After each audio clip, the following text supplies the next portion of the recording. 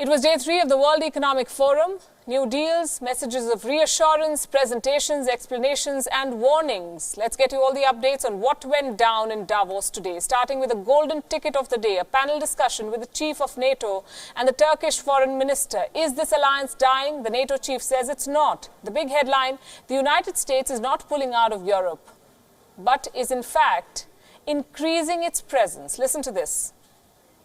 Just in a few months, we have the biggest exercise with US troops for decades taking place in Poland and many other European countries.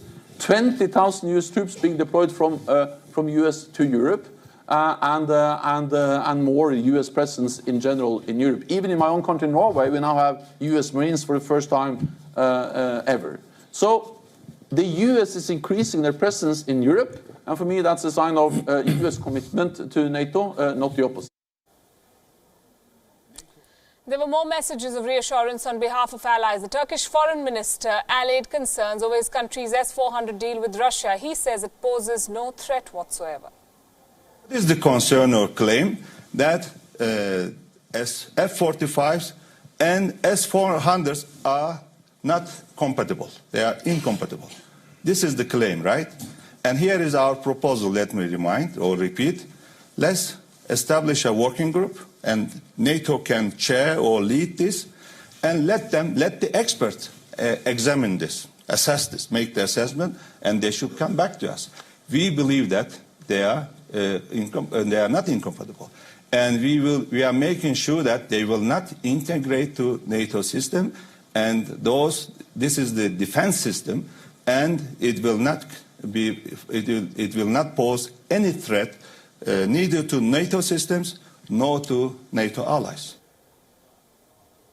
Some hatchets were buried, new deals were cracked. The United States and France agreed on rewriting cross-border tax rules for the digital era. The two countries set aside a bilateral dispute over France's digital tax on big tech companies to focus on a broader global deal.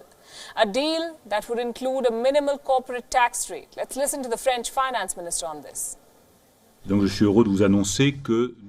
pleased to tell you that we've reached an agreement between France and the United States, providing the basis for work on digital taxation. It's a very good news because it reduces the risk of American sanctions and opens up the prospect of an international solution for digital taxation.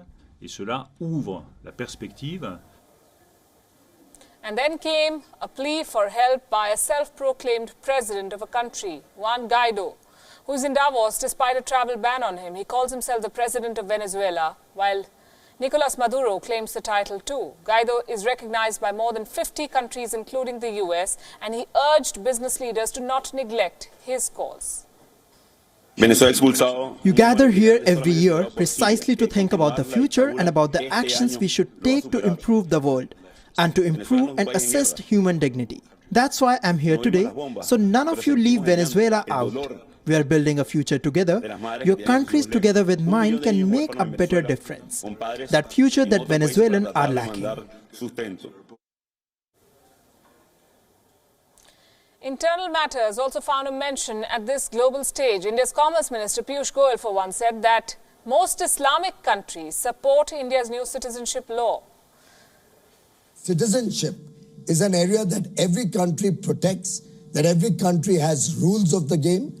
Every country has citizenship laws which are respected by the world. And after all, there are about 57 or odd Islamic countries in the world.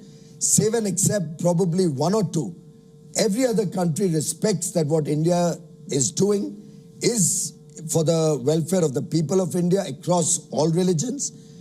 To my mind, what is sought to be done in the current period, which you're referring to, is to ensure that people who are being discriminated, who are being persecuted on religious grounds in 3 neighboring countries. It's a classification of countries which share a border with us, which were unfortunately, 2 of them are sufferers of an earlier government's partition of India. And I think the persecution of the religious minorities there is a matter of fact. And lastly, the CEO of Microsoft spoke on the driver of economic growth for the next decade, technology. Satya Nadella stressed on the need for governments and businesses to improve people's trust in technology. His suggestion: establish clear principles on artificial intelligence, ethics, and data privacy. Trust in technology is something that the world will need more norms around, right? Take cybersecurity. We've called for the Geneva Convention around cybersecurity. We have called for, and you were very active. And very active in it. Same thing on the AI ethics. I think take even the topic of AI ethics. I think China cares as deeply about AI ethics as the United States.